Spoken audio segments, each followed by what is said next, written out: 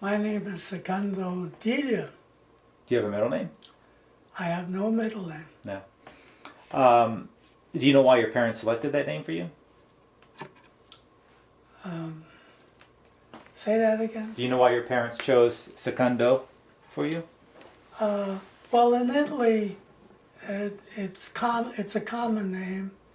And for instance, I was in the CC camps, and there was a big contingent from Waterbury, Connecticut, and they were all Italian.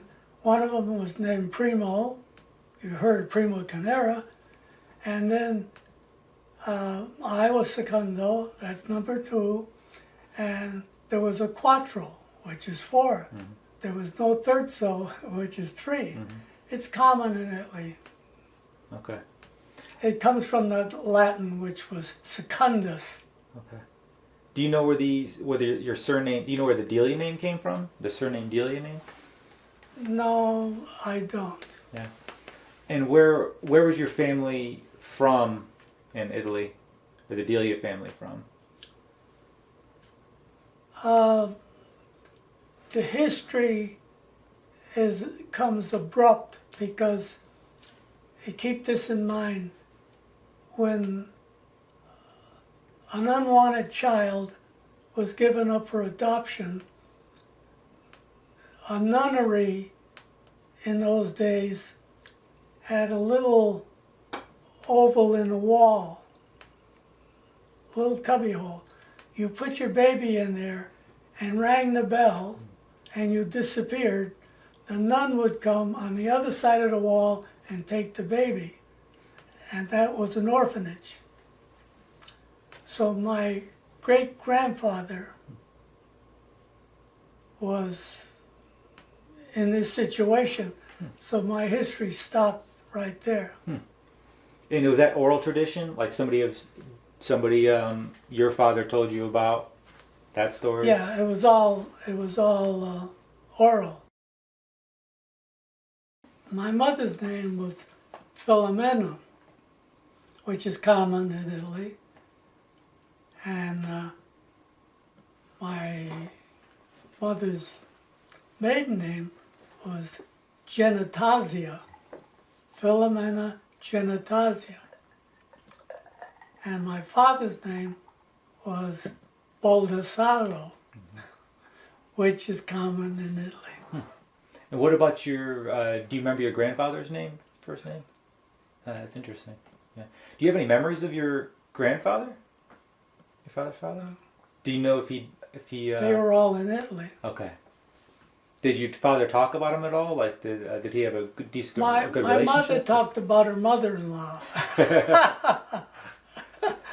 And her mother-in-law, according to my mother, was considered a witch in a village. Strega. Like a real witch. Strega. Mother-in-law rich. And it seemed like, according to the village, my father's family did not have a good reputation. Because when my sisters went to Italy to visit from time to time, they went to my mother's family. And they asked to go see the D'Elias, and they would not take them. You don't want to see those people. So they had a bad reputation. Maybe that's why your father left. I don't know. Now, my father was a farmer. My mother family were merchants. And I remember giving me a tale where her father was making a delivery with a horse and team, and Mount Vesuvius erupted. And a big chunk nearly hit his wagon, which I thought was pretty good. Yeah, that's interesting. And where in Italy is most of your family from, or were your relatives from? Actually, I tell people I'm from Naples, but really, it's a little village on the outskirts of Naples, which is called Gifone Asseg Casale. That's the name of the village, which is right outside of Naples. Okay. Somewhere between Naples and Vesuvius, because Vesuvius Yeah, is right near in that Naples, area. right? Yeah. And when did your father tell you stories about anybody the family wanted to migrate over to the States or anything like that prior to him, or? No, I didn't get any stories about that, but when he married my mother, he only immigrated to the United States. He got a job working in the tunnels of the subway system. That's when they were being built. And he worked there for a while until he earned enough money, came back to Italy, got his wife, and moved to Brooklyn and continued working in the subway system. Okay. What you said your father was a farmer? My father was a farmer. They had olive groves and things like that. Okay. And was that in the family passed down? Was his father also Yeah. all a farmer? Yeah, it was a hand-me-down type thing. Yeah. My mother was a little more educated than my father because of that. Okay. Do you know She was more middle class compared to your him. father? Do you know much about your father's, like the size of the farm he would have had, or anything about the particulars as far as that? Not really, Yeah. no. And what's the main reason your father decided to come over? Was it just opportunity? Was it Opportunity Italy? for work. Okay. Do you know much about the economic situation of Italy around that time when he left? Was it just not good? Not really. Yeah. I didn't know. Okay. And so your father came over first. How long was he here before he was able to go back? He was here about a year, and then he went back for the sole purpose of getting organized. Because remember, in those days, they didn't have welfare or anything like that. You had to have a friend in the United States who sponsored you and have a job ready for you, or you couldn't get in. Okay. And when he went back, were there any children yet, or was it No just children. Okay? No children. Okay. And so, what year was it that he came over for the first time with your mother? Oh golly, I don't know. I was born in 1921, Okay. and before I was born, there were 4 other children. So if you go Okay. back, Okay. So it had to be 19 something, Yeah. So the middle teens. The middle teens. 1905 or something like that. Huh. Okay. How old was your father? Do you know how old your father was? No, I know. Yes, you know. No. Okay. And so he came here, and then at some point he went back over to Italy.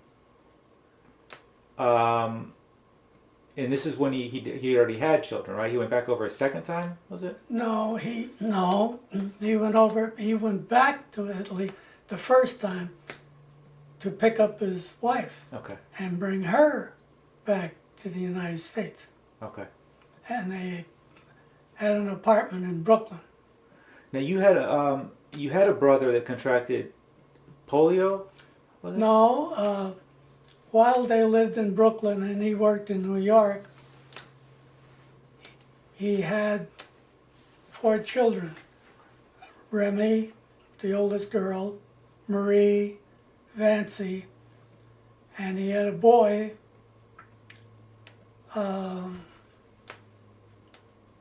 maybe 3, 4 years old, and at that point they decided to go back to Italy for a visit.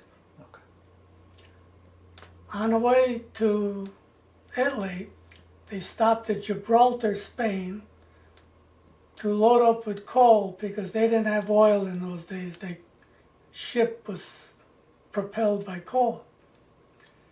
The stevedores that carried this coal on their backs, there was an epidemic of measles among them. And some people on the ship contracted measles. This boy, 3-4 years old, contracted it. And on the way to Italy, he died from the measles. It was internal measles. But when they got to Italy, my mother did not realize that she was pregnant with me. So she lost the boy, and then I was born. Lost a boy, gained a boy. And they stayed in Italy 7-8 months or so, so that when they returned back to the United States, I was less than a year old. We came through Ellis Island like other immigrants. Yeah. So he wasn't even a citizen at the time when he went back over. He went back over for a trip. Was it only supposed to be maybe a short vacation, and ended up staying there because you're mostly to see their folks again. Yeah. Now, when they returned to the United States, they wanted to get away from the big city hubbub. So he got a job in Northampton, Massachusetts, working on the railroad. And it was at that time that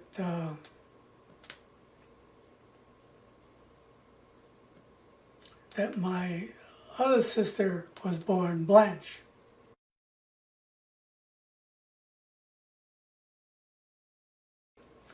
Now, when he worked in Northampton, he had the opportunity to buy a shoe shine parlor in Holyoke, Massachusetts, which was right next door. And so he moved to Holyoke, bought the store. You shine shoes, you clean hats. In those days, everybody wore a felt hat or a Panama hat in the summertime. Sold magazines, cigarettes. You could get a shoe shine for 10 cents, a pack of cigarettes for 15 cents in those days. Did he know anything about shoe shining in that business before buying it? Has he just kind of jumped right into it? No. What did now when he first got to New York, and what was he doing for work when he first arrived at New York? He worked in the subway system, Okay. building the tunnels. Okay, so he built the tunnels, and then that kind of led him to work on the railroads when he came back over into this area, into the Mass area, and then he went into the shoe shining. Right. From there. Okay. Do you have any early memories? What are some of your early memories of maybe visiting the shop when you were a little boy when you first remember that, or? Well, when I got old enough, really young enough, I shined shoes. I helped them in the store. In fact, when I was in high school, you got to remember that we were just coming out of the Depression in those days. So in the summertime, July and August, he would get himself a job in construction while I stayed and operated the store. And this is when you were in high school? That's when I was in high school. Okay.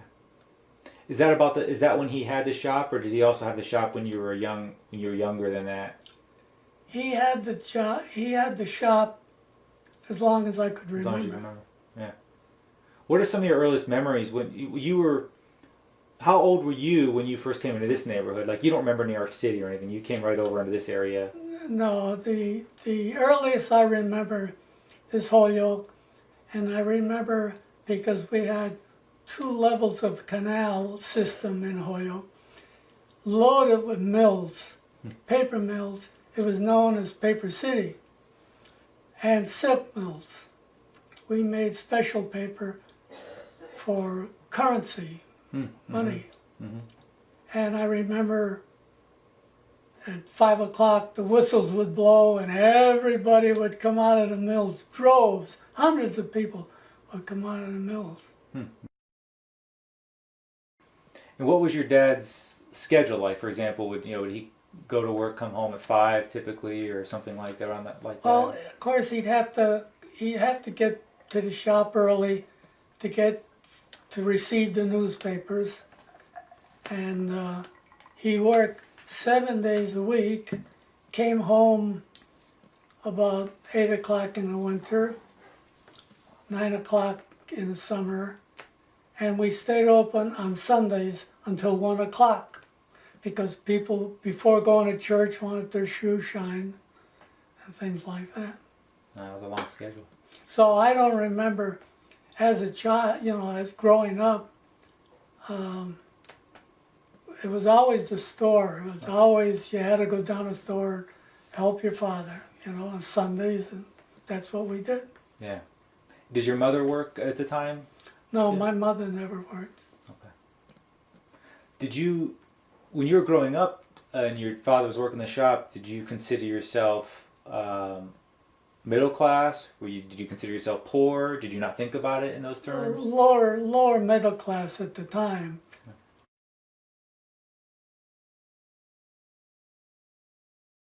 Did you have a traditional family dinner that you guys sat around at a certain time, or how did that work then? Not really. I don't remember ever having a big family gathering. On Sundays, occasionally, friends would come over to visit, but not to have meals or anything like that. No, we never had any big family gathering. Okay. In general, did you guys all eat dinner at the same time? You and your sisters and your family? Oh yeah, Okay. we all sat at the same table and had the regular Italian meals. Yeah. Well, the only hobby that my father had was gardening because originally he was a farmer, and he had some friends in Willimantic that had a plot of land, and he would go there on Sunday afternoons and he would plant zucchinis and other things, and that was his hobby. Even in his store, his place of business, he had a fig tree, believe it or not, in a pot. And later on, at home, he planted it in his garden, and it became a full-fledged, large fig tree. In the winter, he'd bend it over and cover it with canvas and protect it, and it was successful, Yeah. surprisingly, in this kind of weather. Mm-hmm. Yeah, that's interesting. And nothing else you can remember about him other than, I know he worked a lot, but other than that, just mostly just like planting and that. Was he a reader? Did he read at all, or too much? No, he did no reading. Yeah. You might say the other hobby he had, but it was in a way essential, is wine making. He made his own wine, and every October in the fall he would go to Springfield, Massachusetts, and along the railroad yards people would have on display their products, which is big boxes of grapes from California. And Springfield had a large Italian population, so all these wares, you might say, were displayed, and the customers would pick out the grapes that they wanted. There were white grapes, dark grapes, and I remember arguments that my father would have with friends. They would say that the best wine was made from grapes that were grown in the mountains. Others said no, along the river. And each one had his idea of what was a better wine. Some mixed white grapes with dark grapes when they made their wine. My father used just dark grapes. Some friends used to mix, believe it or not, cider with their grapes, but he strictly had grape juice, period. And he'd have big wine barrels. He'd get about, believe it or not, 50 cases. 50 cases of grapes. And there'd be a big barrel with a masher, and we'd mash the grapes.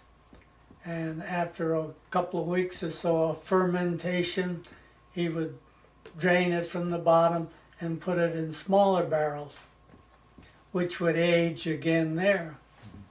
And from there, he would bottle it, and he didn't use it as a beverage to drink like you would drink soda.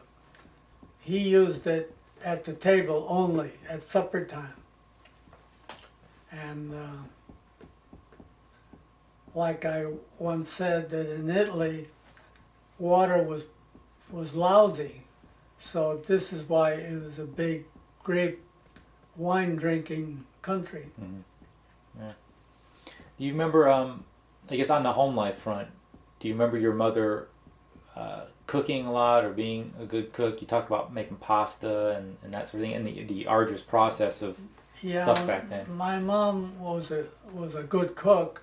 She was a poor baker in baking cakes and pies and things like that, but she was a good cook. In fact, all her time was spent in sometimes she made her own macaroni. She'd spread it out and cut it up and lay it on sheets on a bed and let it dry. There was a farmer that used to come around with chickens, and she'd buy a live chicken, and she would kill it and take off the feathers and all that stuff. Time consuming. And what other things did you eat? How about on the meat front, or beef or meat? Did you just go buy your beef at the store, like a butcher type store? Or? Yeah, now that's another thing. They didn't have any supermarkets in that day, and when you want meat, you went into a butcher, and that's all they had was meat. And if you wanted to buy bread, you went into a bakery store, and that's all they sold was bread. And which you don't have today. Today you go in a supermarket and everything's there. Yeah, she used to go into the butcher's store. Particularly, she'd buy what they call inexpensive meats to make soups and things like that. Yeah. Now, how did she did she have her own car, was able to go around and get the stuff? Or were you guys close enough where you could walk everywhere? No, usually we were in a neighborhood where you could walk. Like the butcher was 3 blocks away, and the main drag, you might say, was about 4 blocks away, and you could walk. We had no cars in those days. Incidentally, if you went long distances, like when my father went to Willimantic to the gardening section, you took a trolley. You didn't take a bus, you took a trolley. Ran on tracks with electric cable. Did you guys have a car when you were younger? Never had a car. No. That's interesting. What about other things? How was your house heated? How did you guys get ice? How did you, just the ordinary sort of things that we take for granted now? We always rented, and we always rented a house that had a cellar so that my father could make his wine in the cellar. And because we had no transportation, you wonder, how did he get his grapes from Springfield? Well, my sister was a good-looking girl. She always had a boyfriend, and the boyfriend would manage to get a truck and help her out, go to Springfield and load up the grapes. And did you have an ice man that delivered ice to the house? Oh Right, yeah, we had milk was delivered to the doorstep, and iceman would come around. You had no refrigerators. You had an ice box. Hmm. In fact, I remember that they used to have outside a window. They used to have a cubbyhole built, a box, and believe it or not, in the winter we'd put items in the box through the window to refrigerate because it was cold. A simple thing like that. Mm-hmm. And you had an accident with the fridge? Oh, and besides, before that, my father would always get in the fall, get a barrel of apples, and he'd keep that in the cellar, and we'd take out of that to make pies or eat apples, what have you, and it was a common thing to do in those days. Mm-hmm.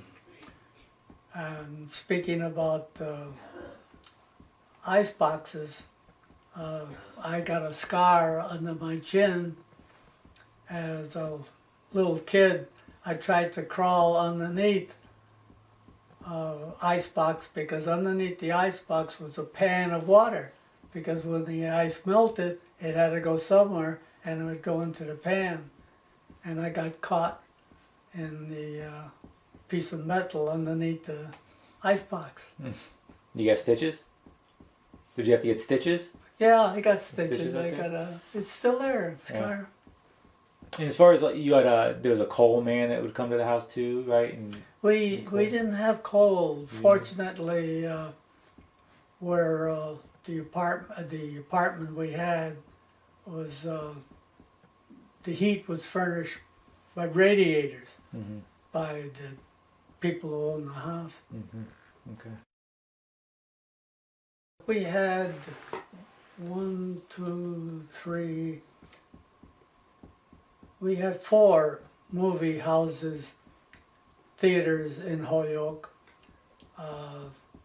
3 of them were good theaters. One was an inexpensive theater, and that's the one that actually my mom used to like the cowboy movies, and she used to take us. The earliest I remember is going to, it was called the Globe, and we used to go silent movies, and at the stage area was a piano and a piano player, and as the cowboys would run, the piano player would play the music.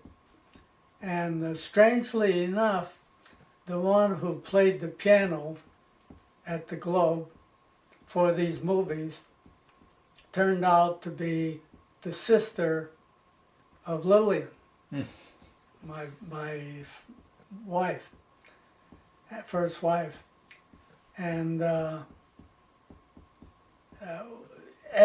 you could go into the theater for 10 cents, and you'd see 2 movies.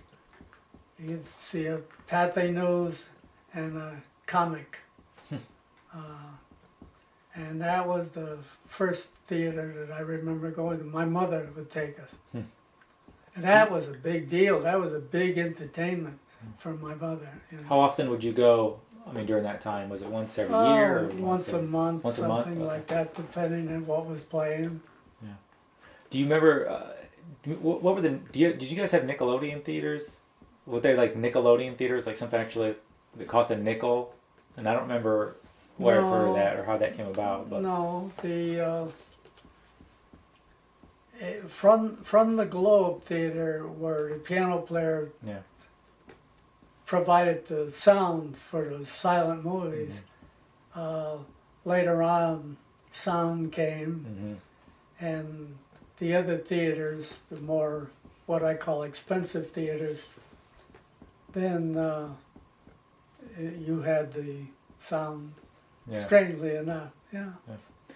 Do you have a favorite movie of all time? Whether it's a Favorite yeah, movie? like a No, of course. When I got into high school, then you got involved with those movies, Gone with the Wind and things like that. yeah. The one with the brick road. What was the name? Wizard of Oz, Wizard of Oz. King Kong. and- Yeah. You don't look back though and say, "Oh, so and so is my favorite movie," like Gone with the Wind or best movie or anything like that, right? It's not really. No, not really, because every time we went to the movie, each movie was a good movie because that was the only movie you saw, you know. Yeah. Yeah. Did you? We talked a little bit about your genre of sci-fi movies and a little bit about that. And what were some of the early sci-fi movies you remember seeing? What The science fiction. science fiction? Yeah. Well, speaking before that, once in a while, in the good movie houses, once in a while, they'd have vaudeville. And you'd get these comics on a stage. And they didn't appear often, but once in a while you'd get them. And vaudeville on a stage. You know? Is the whole show vaudeville, or it was a vaudeville show before a movie? Usually when you went to a theater, you get a main feature, you get a B feature, you get the news and a comedy. But when you had vaudeville, you only had vaudeville, you had the main picture, the news, and the comedy. They'd skip the B picture to timing. And Yeah, that's interesting. Did you guys watch TV, or when was the first time you had a TV or in the family, or did you watch TV in the family or anything? Television. television. Yeah. My first experience with television is in my first marriage. We were married about a year when we got our first television, black and white, and the first show that I remember was what's his name who played the piano. Not sure. He played in Las Vegas. Oh, He came from Europe. His family all were musicians. It's at the tip of my tongue. He was Polish. I don't know. Jaborowski. Yeah, I know. He played with the. He always Liberace. He always had a candelabra on his piano. That's the first That's TV I ever saw. And then next to that was they had a medical show. One of the first medical shows. I don't remember the name of it, but it was Scenes of Medical. They haven't stopped making those. They're still going Every on. year there's a new medical show, I think. But yeah.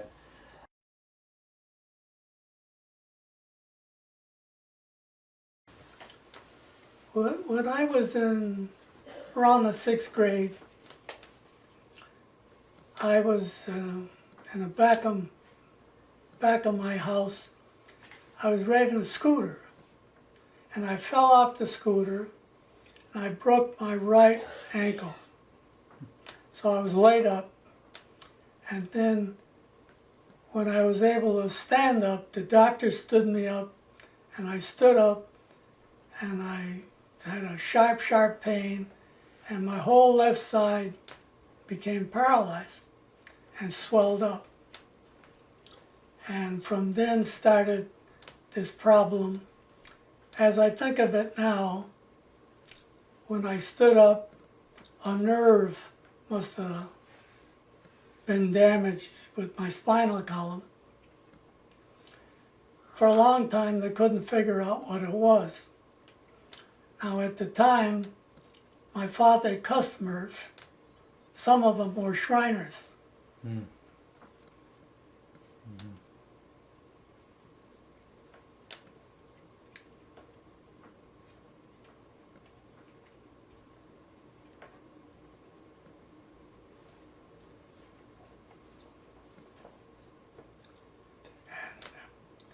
And they got me in a Shriner. Mm-hmm. Yeah, just take your time.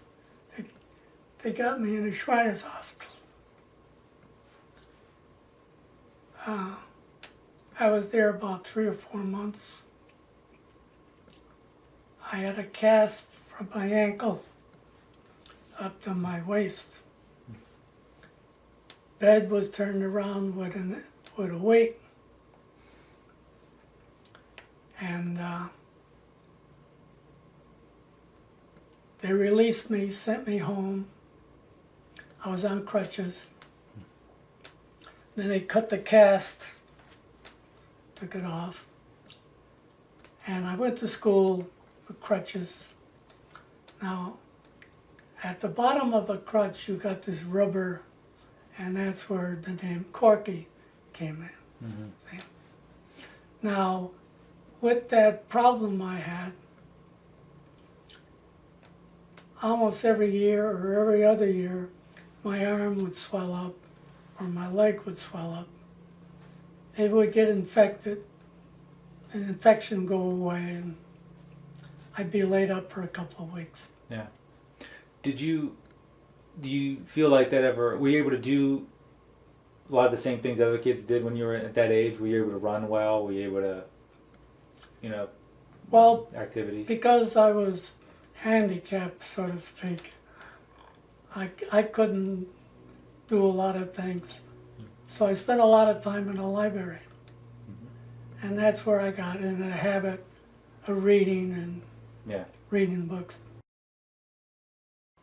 Originally, like in high school, I did a lot of science fiction reading, a lot of science fiction reading. And from that, the interest, I got involved in a lot of history, Roman history, Greek history, and then with the science fiction, I got a lot of interested in fossils and dinosaurs, along that line, astronomy. But other than science fiction, I did very, very little, even now, very, very little novel reading. I've got every book on Michener, even though his are novels, they're historical novels. They're based on real history. And he makes a story out of them. Yeah.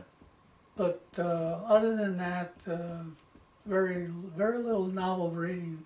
Yeah. My favorite subject was physics.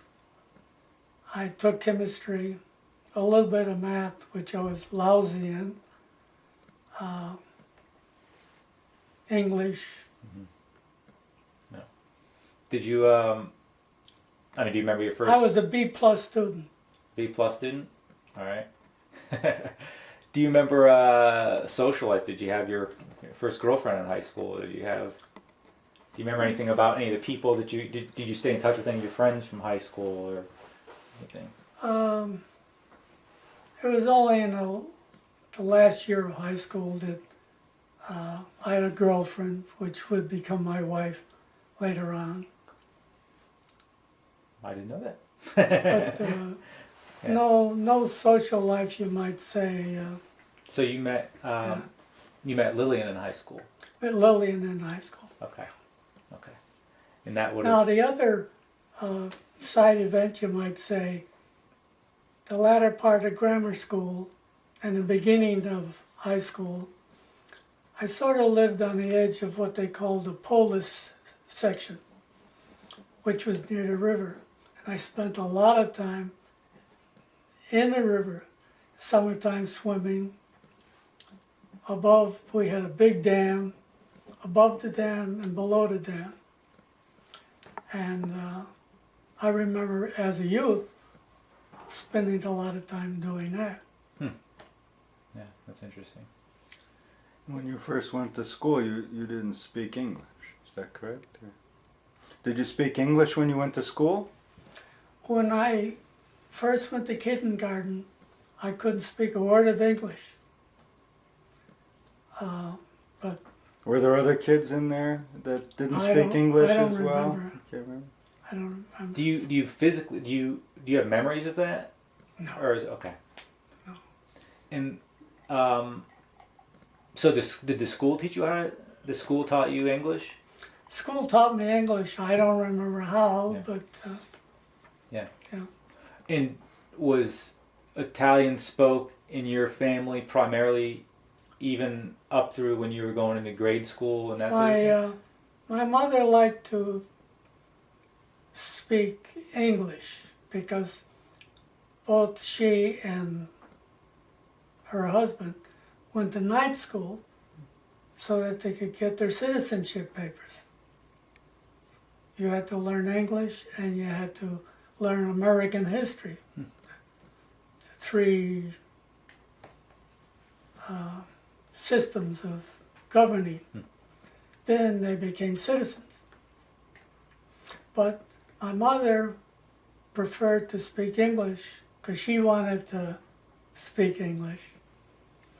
Now, strangely enough, in high school at the time, they taught Italian, Latin.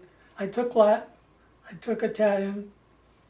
There was a Polish fellow in my class who got a better grade in Italian than I did. And I remember when I went into the service, I could write my mother letters in Italian. But I've lost it since. Okay. Yeah, that's interesting. So over time, so you could speak well in the service. You could speak and write well in Italian still. I could understand Italian very well, speak it so-so. Yeah. When I graduated, my first job was with the WPA, which is the Works Progress Administration. Franklin Delano Roosevelt, it was one of his agencies putting people to work. Remember, you're coming out of the Depression.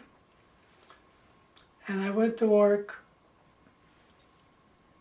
to help my folks. We were opening up Westover Field. War was coming.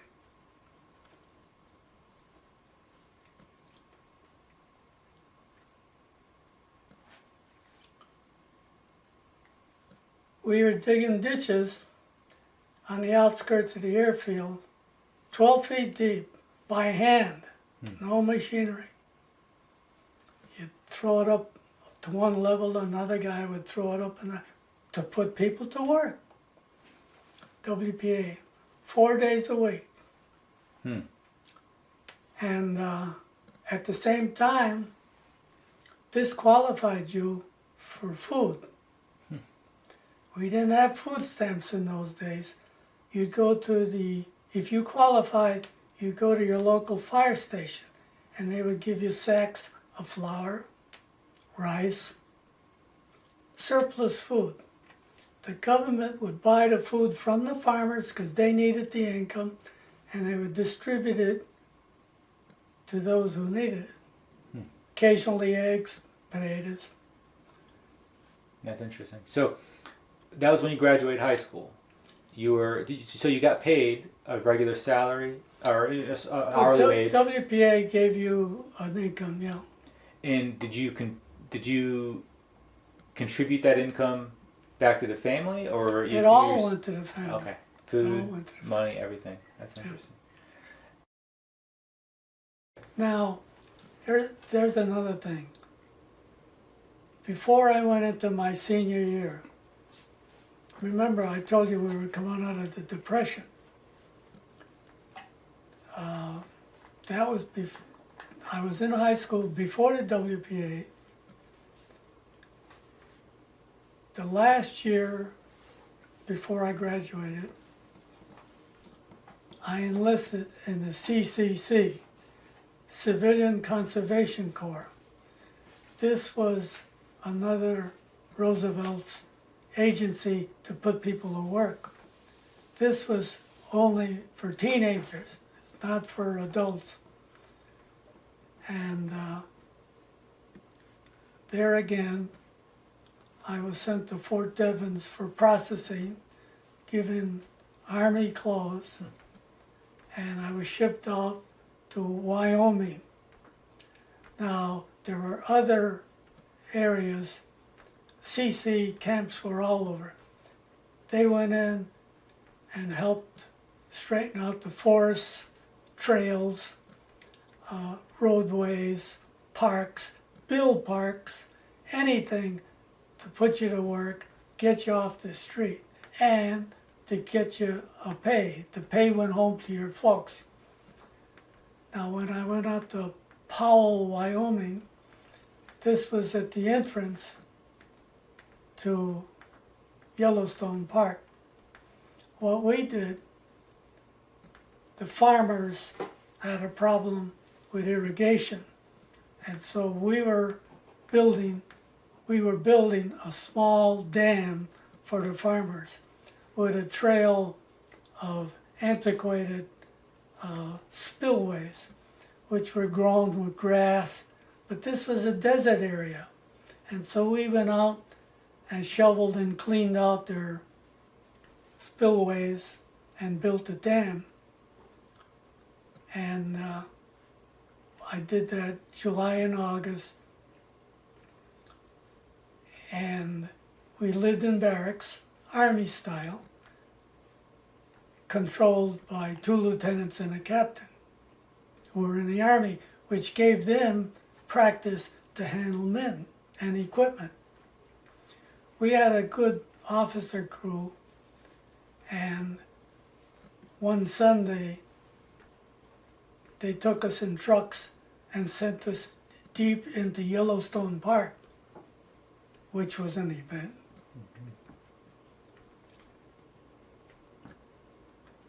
We camped overnight. And that was, to me, a big thing that the officers did. I've heard of other camps, friends of mine, that went to Colorado, and they were throwing poison grain on it to kill the groundhogs, prairie dogs, for the farmers. Their officers went to jail because they were stealing money from the camps, which should have gone to the kids. But our officers took us to Yellowstone Park. So that was a big thing. Now, come the end of August, it was time for me to go back to school. So the camp had to get a letter from my folks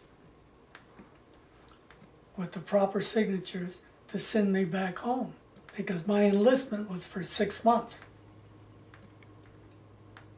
So at the end of August, I got the letter, and they put me on a train and they sent me home.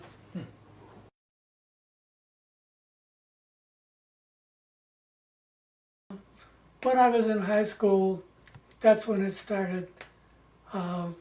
Europe was being devastated, and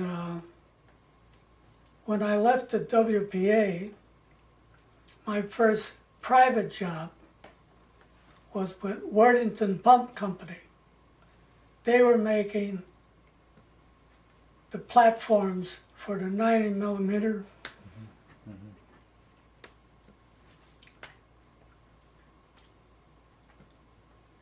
90mm anti-aircraft guns. These were big suckers. And that was my first private job.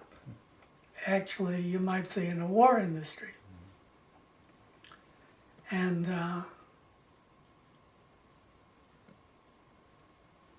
of course, fellas were getting drafted left and right. I was expecting to get drafted. Yeah, I was gonna say, was there a thought in your mind that you might elect to go, or you just everybody assumed that they were pretty much gonna get drafted? Everybody around your age. Pretty sure you were going to get drafted. Now, when I worked at Worthington Pump, I was able to earn a decent pay. So that's when Lillian and I got married. Okay. And we weren't married a year. We had a furnished apartment because we knew I was going to get drafted. So finally I got drafted. And a year into our marriage. How old were you when you were married the first time? 21. Okay. How'd you hear about Pearl Harbor? I was visiting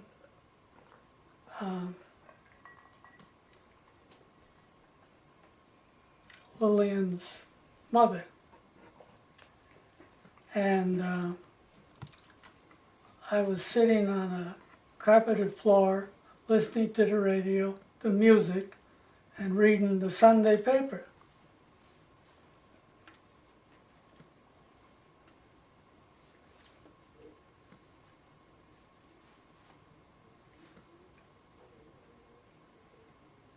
The music was interrupted.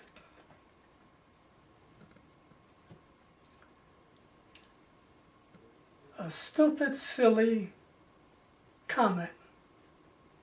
We interrupt this program to bring you news that Pearl Harbor has been bombed by the Japanese. We will bring you news later. That's it. Then the music started again. Can you imagine that happening today? Yeah. Simple thing like that. And I think an hour went by before anybody said anything.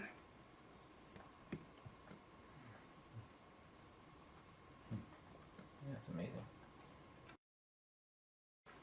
Well, when I got drafted, I went to Fort Devens for processing in Boston, and from there put on a troop train, went to Miami Beach for basic training. And there you were sorted out as to your qualifications. And I was sent to Denver, Colorado I was put in the Air Force, Army Air Force. And I went to aerial photography school, 3 months. And it was at that time, it was the night shift. There were 3 shifts and ours was the last shift. And when you got out of school, out of class, it was 8 o'clock in the morning, and then you went to calisthenics. Well, remember now, I had trouble, and this came up, and I couldn't lift my arm, and I was,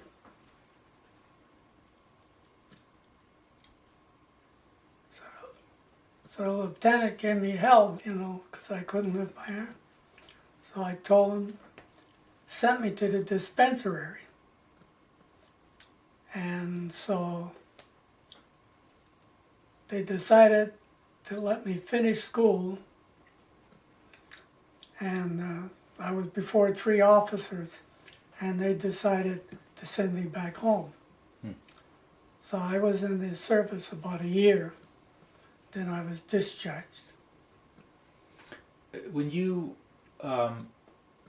did you have a limp when you were in the service? Yeah. In fact, the strange thing was that the doctor in the Shriners Hospital that I was in was the same doctor who passed me to get into the service. Yeah. My mother was furious. She said, he, of all people, should know that you weren't qualified. But at that time, there were other fellows getting discharged for the same reason they shouldn't have been in the first place. But I wanted to stay in, and I told the officers that. But one officer said to the other officer right in front of me, if we keep him in the service and this happens again, it's going to go on your record. And officers want a clean slate to get promoted. So I was sent home. Did you know that you weren't going to be deployed because of your leg, or was that something that? Did I what? Did you know or not know or think about that you might or may not be deployed overseas, or it wasn't even a thought because of your leg, or? No, I never gave it a thought. Never gave it a thought. Yeah. Because when I was younger, it happened more often. But as I got older, it didn't happen as much. So your mom didn't want you to go in. Your mom didn't want you to go in Oh the no, service. She no said, mother wants her son to go into the service. He's a cripple, she said. Yeah. So prior to the draft, did you want to go in? I know you didn't want to leave, but were you looking forward to going into service, or is it something you got drafted? My philosophy or my thinking was that I do my duty, whatever they want me to do. Tell us the story. But you have a guilty conscience. Everybody's doing their duty, and you're not. Tell us about when you got called because you were Italian. Yeah, I was set aside. In fact, when I worked at Worthington Pump, our destroyers were escorting ships to England, and one of them got torpedoed, and we weren't at war at the time. And I made the comment, well, you're sticking your nose in it, you're going to get bombed. Well, somebody turned me in, and I was called into the office, and they wanted to know where I stood in the war. And when I went into service, I was set aside to talk to a lieutenant, and he wanted to know if I was transferred to Italy, would I shoot my relatives? I said, I wouldn't know my relative if I saw him. And they checked you out, you know.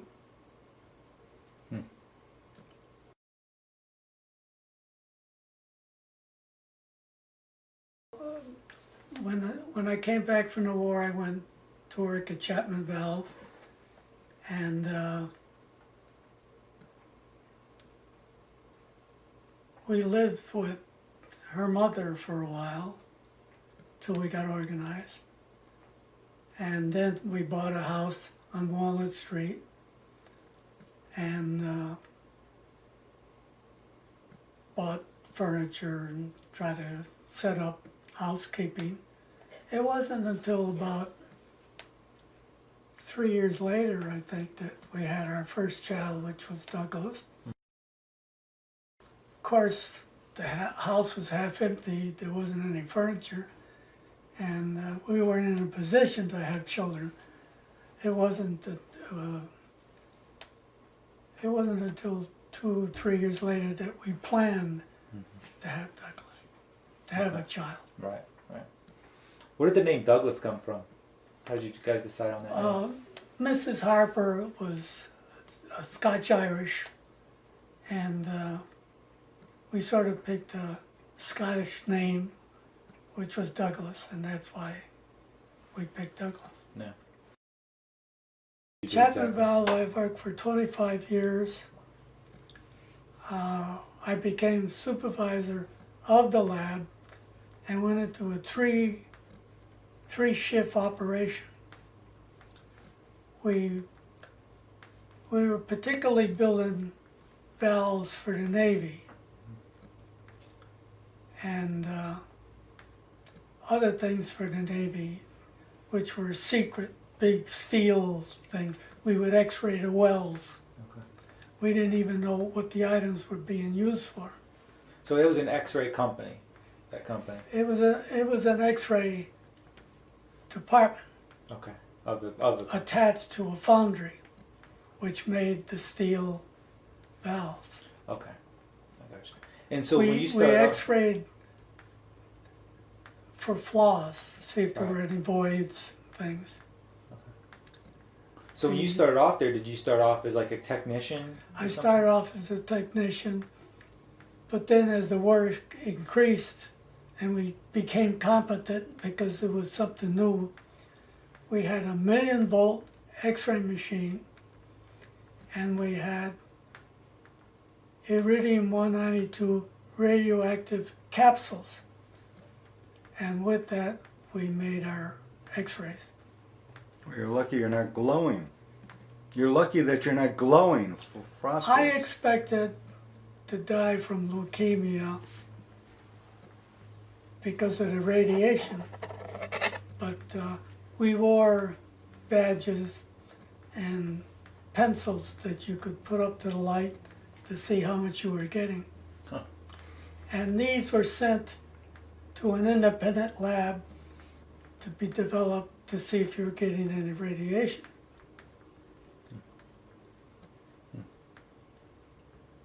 It was a fascinating job.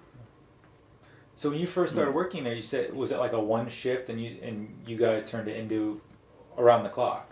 It turned around the clock as the war increased. Yeah.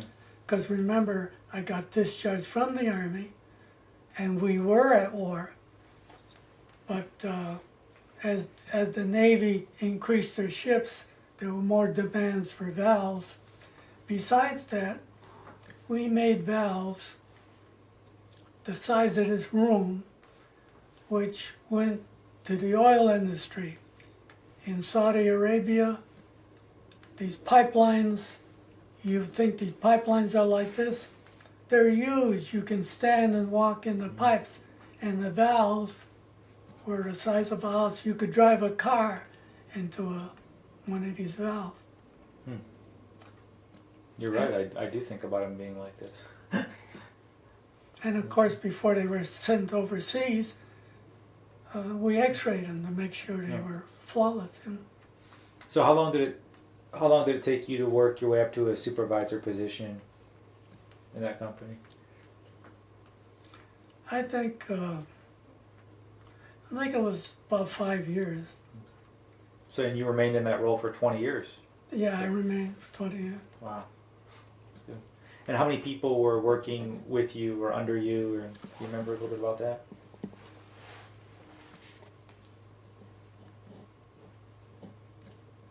Oh, about 15 to hold 3 shifts. The other thing we had attached to our x-ray department was means of inspection, which they called magnaflux. You had a piece of steel, you put an electrical prod on either end, and you spread iron filings, which was a red powder, on the steel, and if there was a crack, it would show up. And what we would do is mark it, send it to the welder. He would gouge the crack out and weld it up. And that was part of our operation. We had 3 of those machines. They were big machines, and we had a crew of 2 at each machine. That's interesting. Quality control. Yeah. And so 25 years would have put you somewhere in your mid to late 40s. And did that company close down because of just lack of contracts after a while? Or? When the war came to an end, there was less work.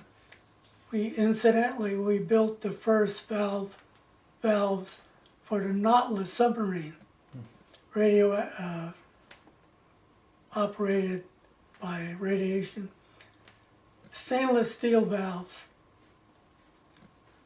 When we got finished cleaning those up, x-raying them, and polishing them up.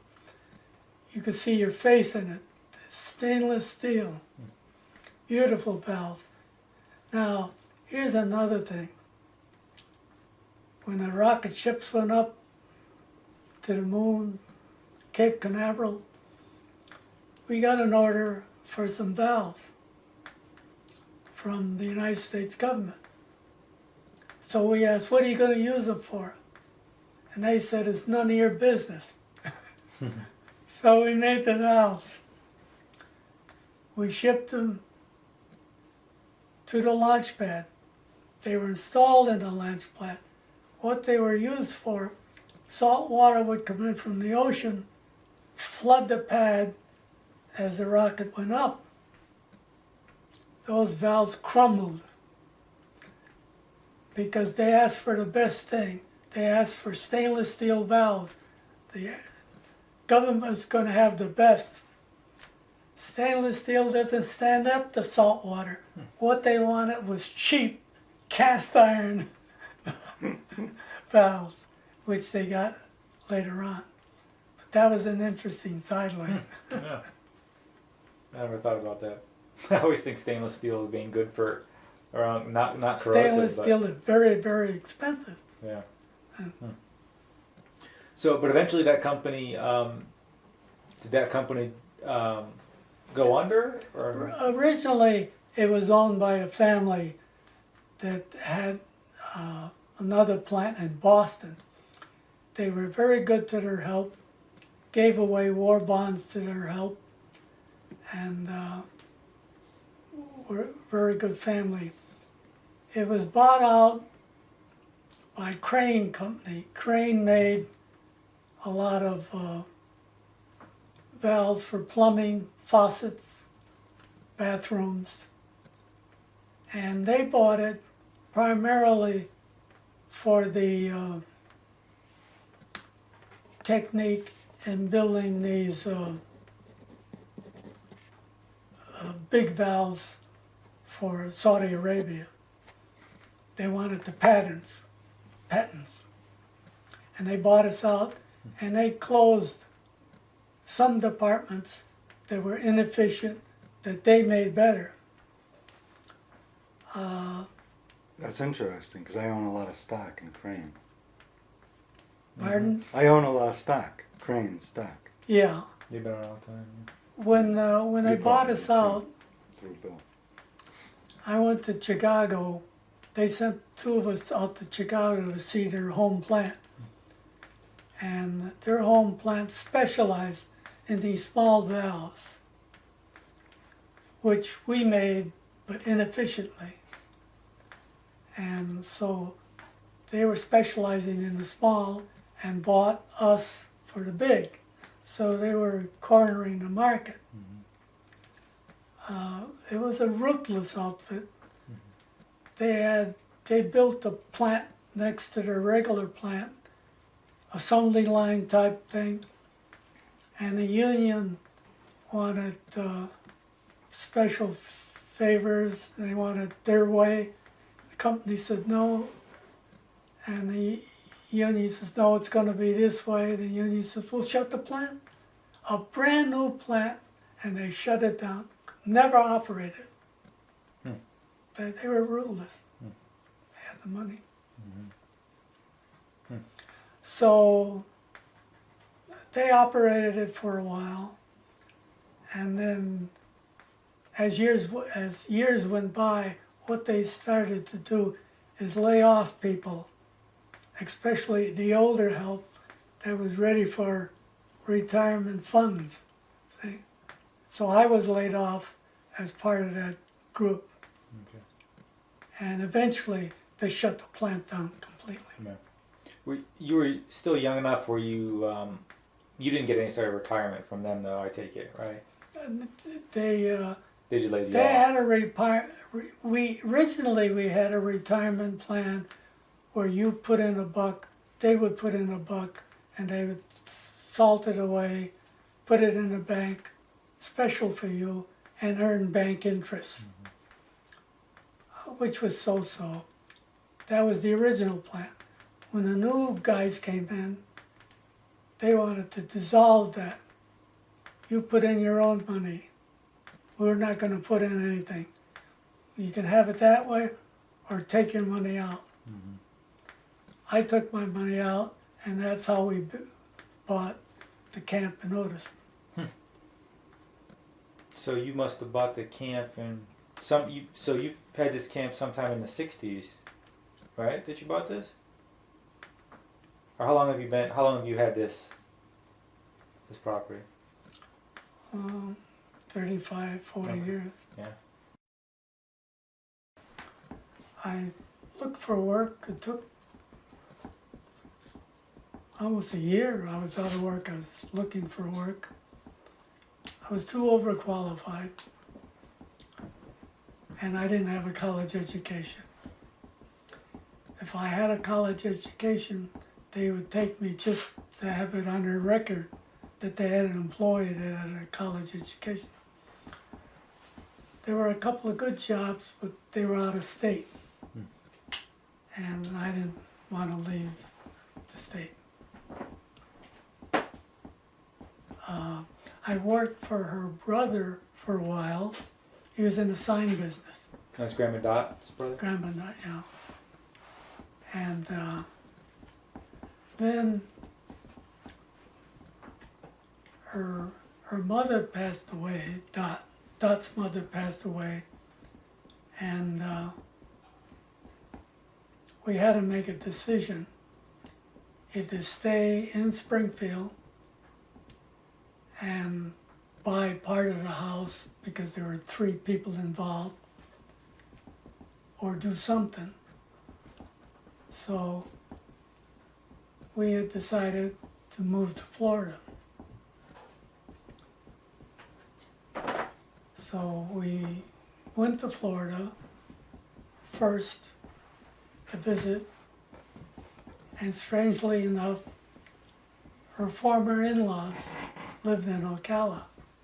So we visited them, and we liked Ocala. It was more like New England. And we bought a house there. Inexpensive house, $15,000. And so then we moved some of our stuff down after. I got a job in a carpenter shop building cabinets because there was no technical work in Ocala. There was a place, but you had to move to Miami. So worked in the carpenter shop for about a year. I liked it. But then we came back to Springfield to get my leg operated on. That's when I had an artificial hip put in. When I went back to Florida, I got a job in a store that sold hardware and farm equipment, big farm country. Worked there a couple of years, then got a job because they closed up. I got a job at a sports store. Stayed there quite a number of years. Became manager of the store. Sold boats, motors, sporting goods, fishing equipment, you name it. Sports store. What was the name of that sports store? Sports City is well known in the area. Mm-hmm. I remember that. I remember visiting you in Ocala, and I think Grandma Dot was working at Barnett Bank. Yeah, And at you the were same working- time that she got a job working at Barnett Bank. Yeah, you were working at a sports store. Now, when you stopped working at the sports store, that was Was that pretty much like retirement? Did you pretty much? After after I retired, I was 62. I took an early retirement. Then I went back to work in the same store, part-time, as the manager. Manager needed days off, or when I got busy at Christmas time, I would fill in. It was more of a fill-in job. Yeah. And this whole time while you're down there, you had this place up here. You had your place in Otis. All the time we were down there, we had Otis, but Otis originally was nothing but a rundown fish camp, and through the years we put money into it and improved it. Yeah. Yeah. And then when we retired, Dot was still working. I was retired, but Dot was still at the bank Yeah. until she retired. And that's when we made major improvements in Otis, because we knew we were going to live there. Yeah.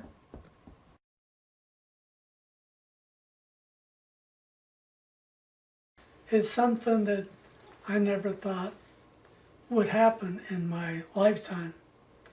And if it did happen, I expected maybe a static SOS from space.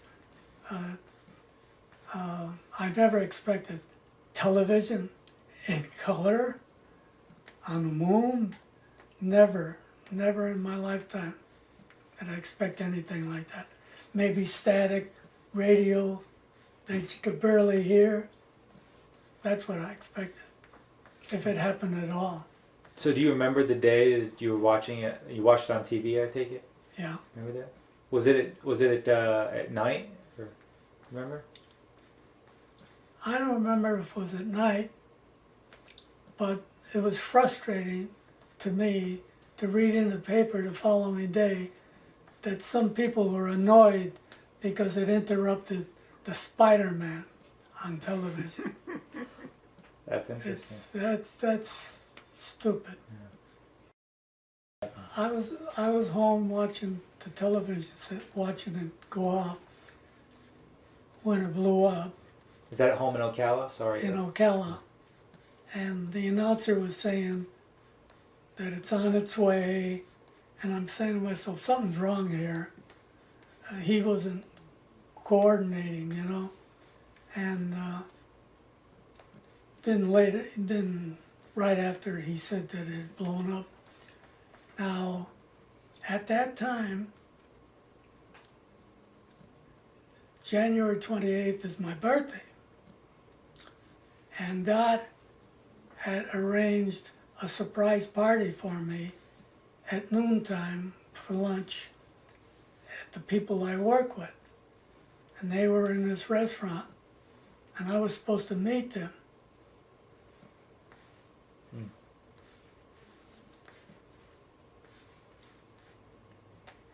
And on the way there, I was in tears. They didn't know what happened, you know, I told them. That was my experience with that. Yeah.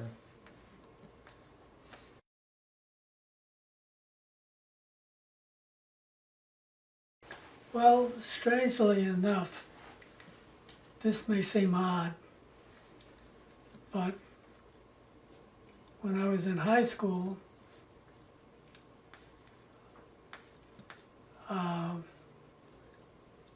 I always wanted to go see Dinosaur National Park.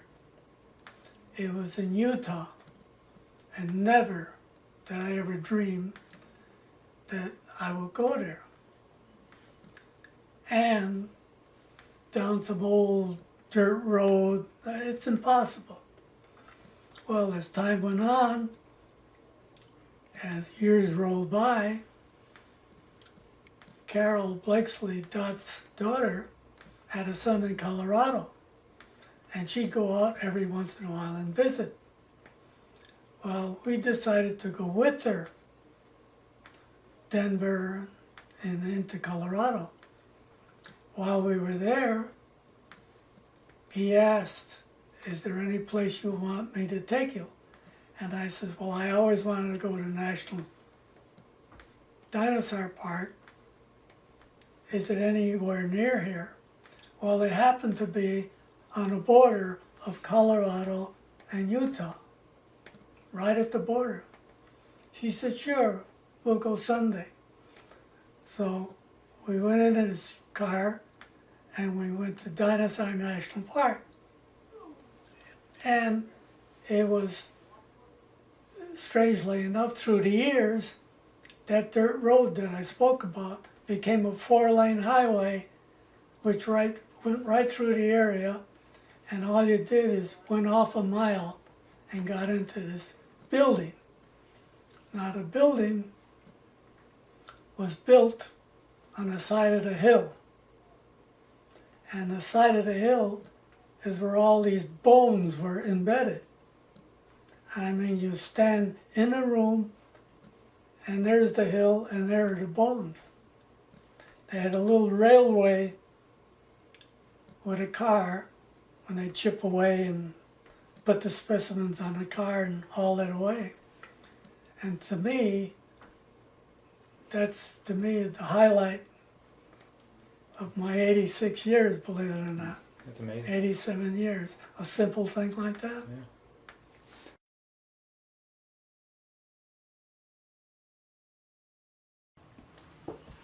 When I was working part-time at Sport City, I got an infection in my hip, in that hip that caused me problems. And there was a hospital in Gainesville, big hospital, famous for all kinds of medication.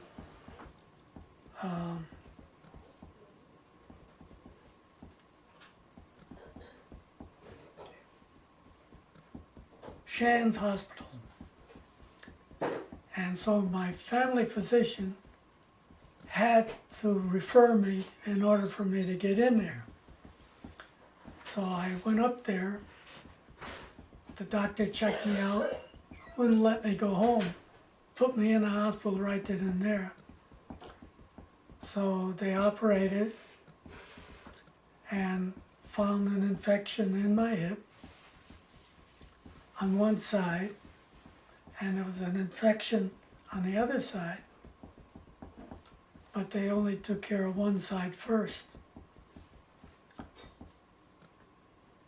They figured the other one would go away, but it didn't, and that had to be operated on. Now,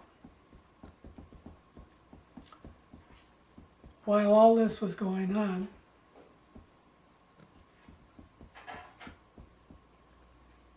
let's see now.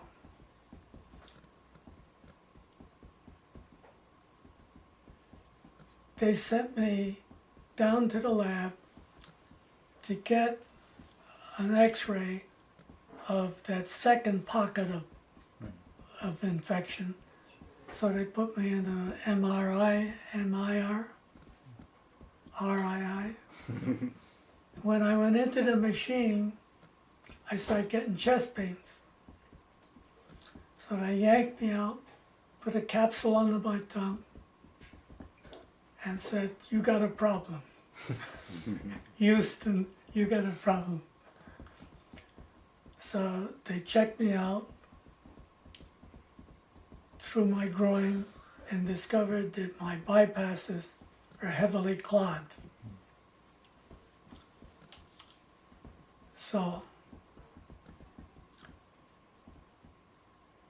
they sent me home after my leg was taken care of. But while I was home, I felt kind of funny, so I went back to the hospital, and they do this on purpose. They don't want to keep you in from one operation to another. You had to be readmitted. You're in admission. So the minute I was readmitted, right away, they gave me five bypass operation. Do you have a quintuple bypass? 5.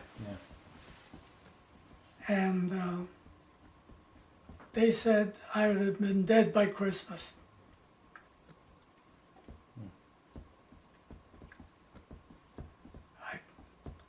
I've been fortunate. This caused me to be alert. Now, after the operation, which wasn't bad, this hurt bad. The bypass wasn't too bad. 3 days later, I had heavy gas. My stomach started to swell, which was unusual, so they x-rayed. I found gas outside of my intestinal tract. I had a puncture, diverticulitis, punctured. So they continued operating, so I had an incision from here all the way down, opened me up, and they gave me a temporary colostomy.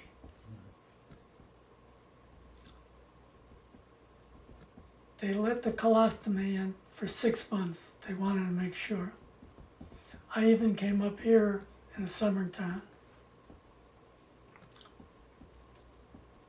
They removed the colostomy and everything was okay. So I had 3 major operations: the hip, bypass, and the colostomy. Either one was serious. So the diverticulitis is completely random, not related to anything else. It just so happened to be right at that time that it happened. Well,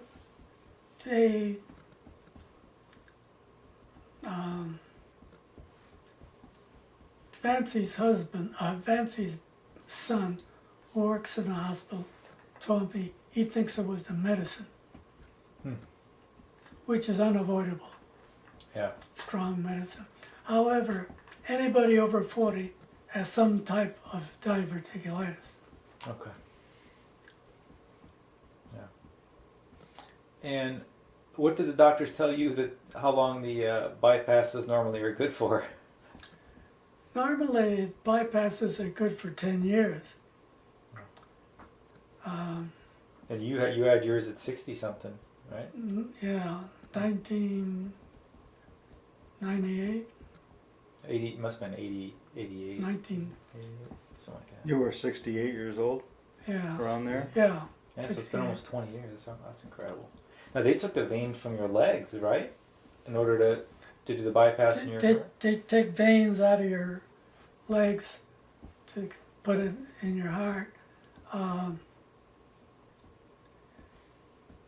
The clogged veins remain there. All they do is take the veins, and that's why they call it a bypass, because your heart will automatically bypass. Right.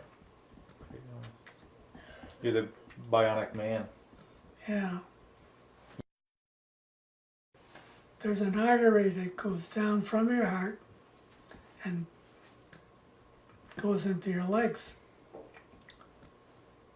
The one going to my left leg was clogged, and it was starting to give me trouble and pain. So what they did is, the good artery that went down to right leg, they funneled it, they made a bypass and shifted over to my left leg. Now, before they did that,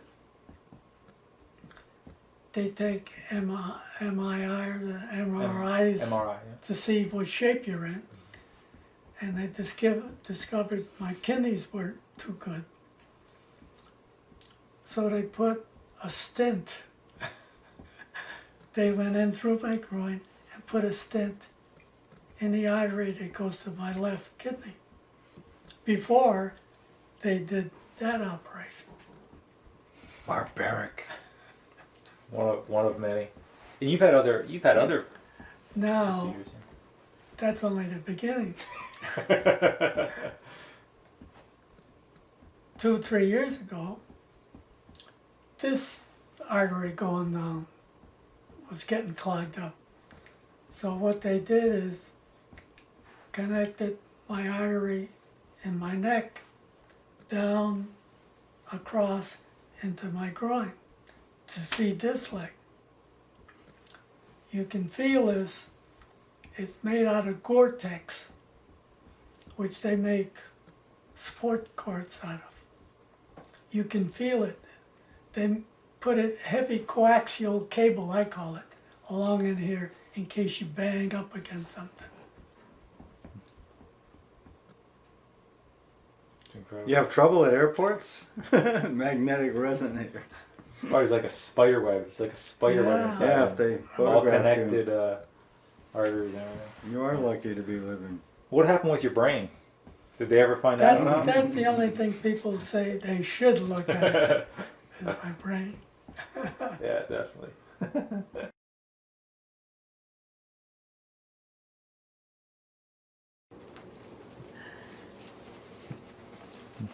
Grandma Dot not feeling well, No, that's for sure. but feeling well enough Yes. to do her president's puzzle. Yeah.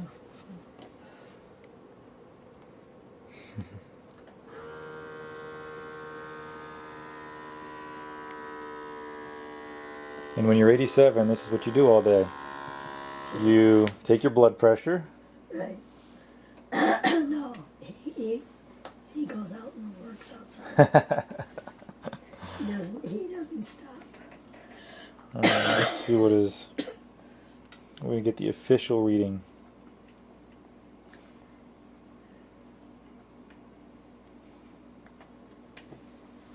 Okay, It's a little better. a little better. Is it? What is it? 142. I go outside. Today's Saturday.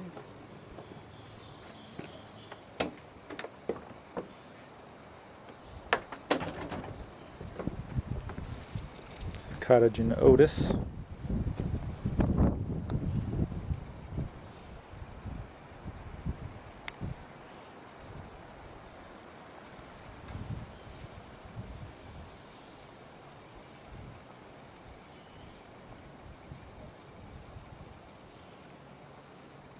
You know, Corky's actually done a lot of this work. I think he built that shed. A lot of gardening.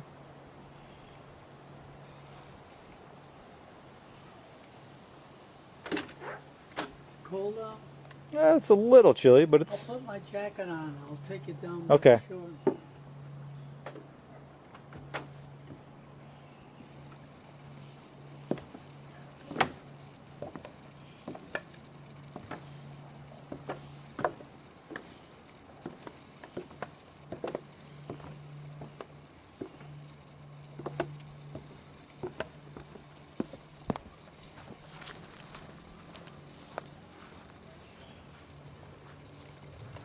neighbors.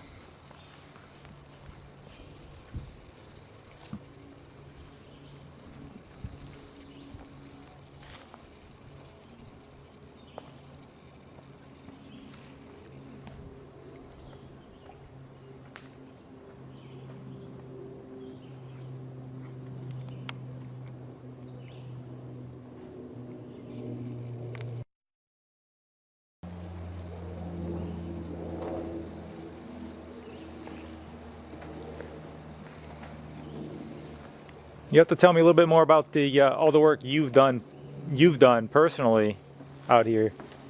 I know you did most of the shed, right? Originally, I built the shed in Springfield in our driveway. And then what I did is take it apart and brought it up here. And it was 2 years ago that what I did, the original shed was from the door over. But what I did 2 years ago, I needed more room, So what I did is I added on, and I redid the front, and I did the whole thing all over again. Added onto it and put the deck on. From scratch, everything. Yeah. When I did, my neighbors thought it was too much for me. Mm-hmm. There goes that Loco Delia again. There goes. So how did you do the roof? You got up there and built the roof and everything. Oh yeah. What I did is a lot of the stuff were plywood, 4x8s. Yeah. Now I was fortunate in the lumber yard that I go to. The fella, the clerk, happened to be a fella that operates the 911 ambulance. Mm-hmm. And he took me out of here in an ambulance twice. And it's a volunteer thing. And when I went to him, I told him what I was doing and what I was building. And he says, he told me what I needed and the materials that I needed. So he had them delivered. Now, when you deliver it, normally they dump it way over near the road. Yeah. But he instructed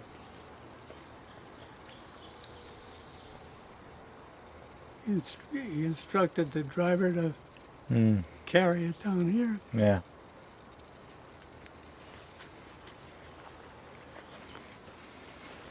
Because he had taken me out of here in Yeah. an ambulance.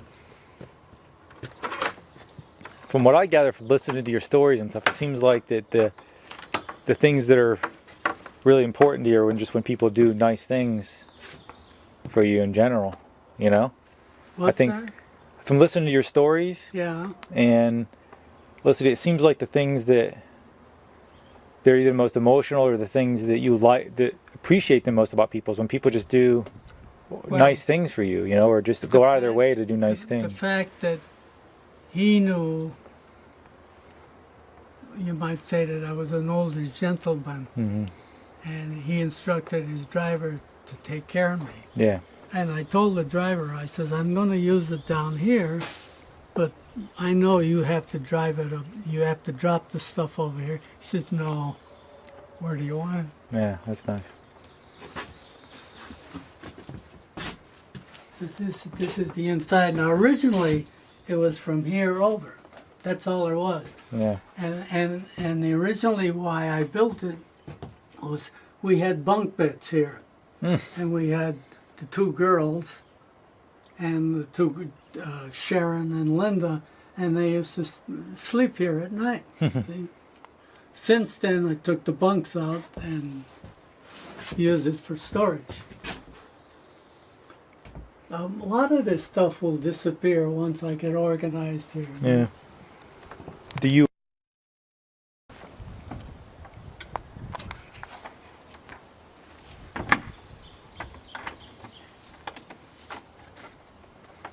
And so every year you have to take the dock out and put the dock back. Yeah, now last year,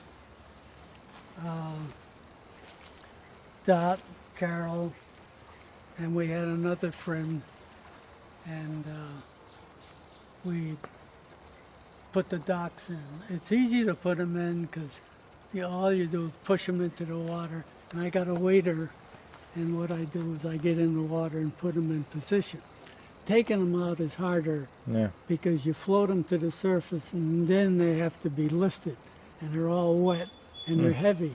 They're pressure treated lumber. So how will they stay in the water even with the current, or they're heavy enough where they'll just sit in? They sit. And you have they're weights on the standing. bottom? Okay. They're standing Yeah. in the water like his. Okay. All that And is they standing. never move. They never move. Now the only thing is they're attached together. See the way Okay. he's got those clips on the Right, side? yeah. They're screwed. And Okay. I do the same thing. Once they're in position, I got cleats, and I screw them into position. Okay. Now, they do move in stormy weather. Yeah. 1 year, originally when I first put them in, we had a storm and the wind blew them about 15 degrees, the whole thing. And I had to take them all apart and put them back together. Didn't you have a boat that disappeared one time? Or not? Yeah, well, what happened was I got a U formation and the boat is in the center, the pontoon boat, and the whole thing broke off and it floated up against my neighbor's Oh, dock, okay. which stopped it. And then I had to take it all apart and move it back again.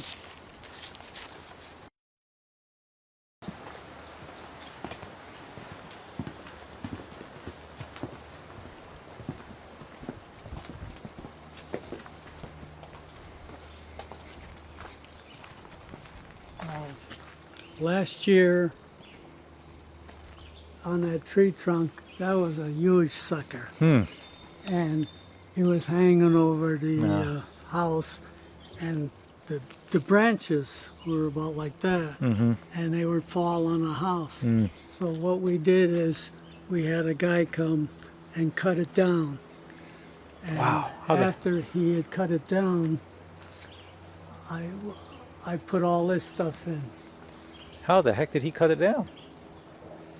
I mean, piece by piece. His son went up and cut the branches off.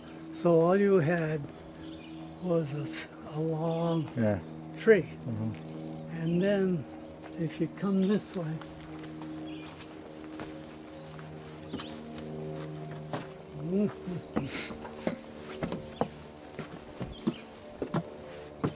after he was done, this was junk, so I put all this in, and then Ray came along and he put all that in. That's his nice. property That's over nice, there. yeah.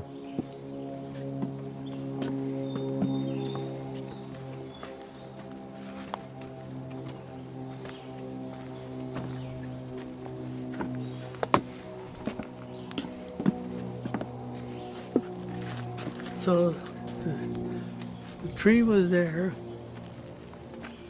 and right, he wanted to know where our septic tank was. And our septic tank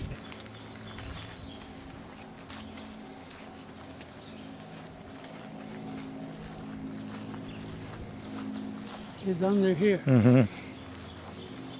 This rock here, if I dig down there a foot, is the opening to the septic tank. And so he had to lay that tree right here to stay away from the septic tank, which geez. is concrete. And if the tree hit it, it would crack it. Wow. So that son of a gun put it exactly Wow. right there. And the addition to your house wasn't there yet? I No. take it. Yeah, that's okay. No. Okay.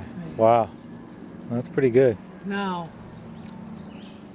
in a cellar, I don't think you noticed, but when the tree was on the ground,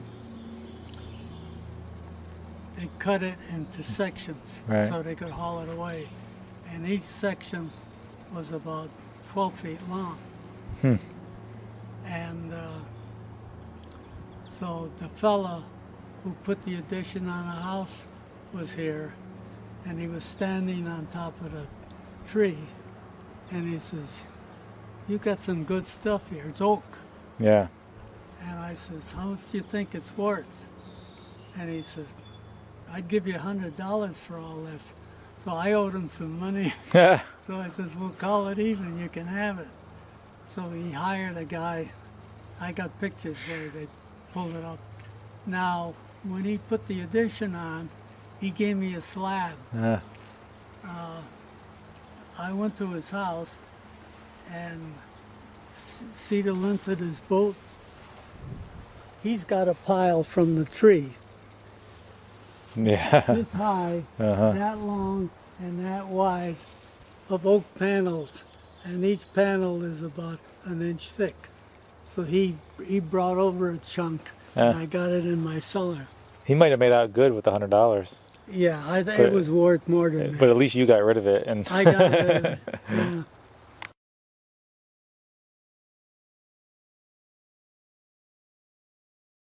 We once had a minister in Springfield that lectured a graduation class out of college. And he impressed one of the students by saying, "We are not all created equal." And how true that is. Because some people have an exceptional mechanical talent. They can take a car apart and put it together. We had a neighbor next door who had a son. He took two junky cars, cut them in half, and joined the rear with the front because he had a good rear and a good front, and he put them together. And he made a car. He had that talent. Other people are religiously inclined, become ministers or priests. Others are scientifically inclined. For instance, some people can sit at a piano, not look at a note of music, listen to a song and duplicate it. To me, I don't know how they do anything, but they have that talent. So each individual has its own abilities, fortunately, yeah. because each person is different. Of course, the important thing above all is to have an education. You gotta have an education, not only to make a living, but to understand people, to talk with people. That's the most important thing, an education. Do you think it matters whether that education comes formally or informally? No, I think some of the most successful people are self-taught, have been self-taught, believe it or not. Yeah. If you, like John Adams and some of those people, a lot of them are self-taught. No, I don't think I would change anything. Yeah. I've had bad times, I've had good times, but that's life. Yeah. Yeah, no, I don't think I would change anything.